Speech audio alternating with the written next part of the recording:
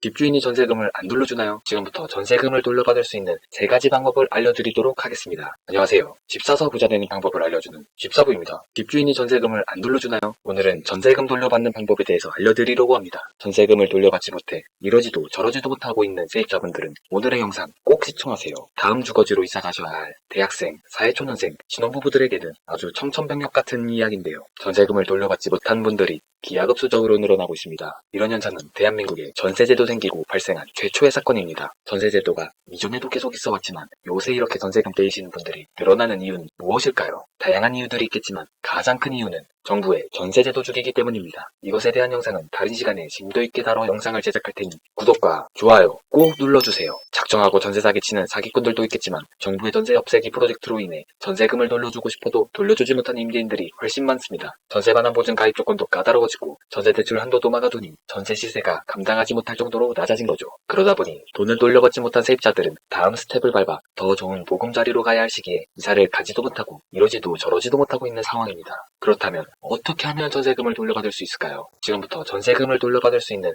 3가지 방법을 알려드리도록 하겠습니다. 첫 번째로 미용증명을 보내세요. 내 전세금의 법적인 테두리를 완성하려면 내 전세금을 돌려달라고 말했다는 내용이 있어야 합니다. 녹취록, 문자 메시지도 가능하지만 법적 공증이 성립된 내용 증명을 한 부분에 임대인에게 전세금을 돌려달라고 말했다는 사실을 남겨놓으셔야 합니다. 법적 증거 자료로도 사용이 가능하고 임대인에게 심리적 압박을 가해 전세금을 돌려받기 수월해집니다. 내용 증명 양식은 더보기 링크에 올려놓을 테니 다운로드 하셔서 사용하시면 편합니다. 두 번째로 임차권 등기 설정을 하세요. 임차권 등기는 등기부등본의 기록을 남기는 것입니다. 이전 영상에서도 말씀드렸지만 등기부등본은 사람의 주민등록등본과 같은 것이라고 말씀드렸지요. 주민등록등본에 한 줄 적혀있는 것 자체가 엄청나게 중요한 것처럼 해당 건물 등기부등본에 법적으로 내 권한을 새겨놓는 것입니다. 이 임차권 등기 설정으로 집주인은 몰래 다음 세입자를 받기가 불가능해집니다. 신규 전세 계약할 때 등기부등본에 내 이름이 적혀있으니 말이죠. 더불어 전세금을 돌려받기 전 이사를 가는 것이 가능해집니다. 전세금을 돌려받기 위해서는 해당 주택을 이탈하지 않고 점유를 하고 있어야 하는데요. 이 임차권 등기만 하시면 내가 미국을 가던 멀리 지방으로 이사를 가던 이 전셋집에 대한 대항력을 유지할 수 있게 됩니다. 또한 임차권 등기 설정으로 우선 변제권을 얻게 됩니다. 이 우선 변제권의 경우에는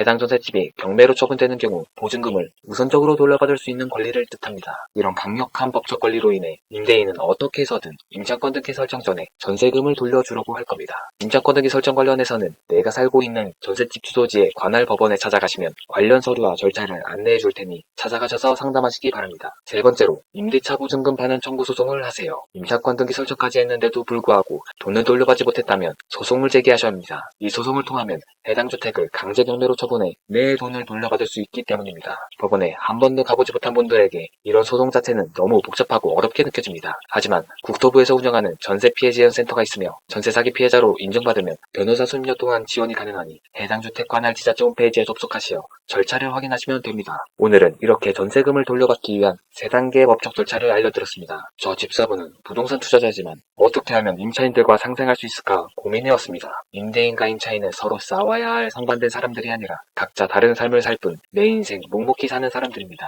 임대인은 언제든 임차인이 될 수 있으며 임차인도 언제든 임대인이 될 수 있습니다. 임대인과 임차인들을 위해 각종 유용한 부동산 정보를 전달하는 집사부가 되도록 하겠습니다. 오늘도 시청해주셔서 감사합니다.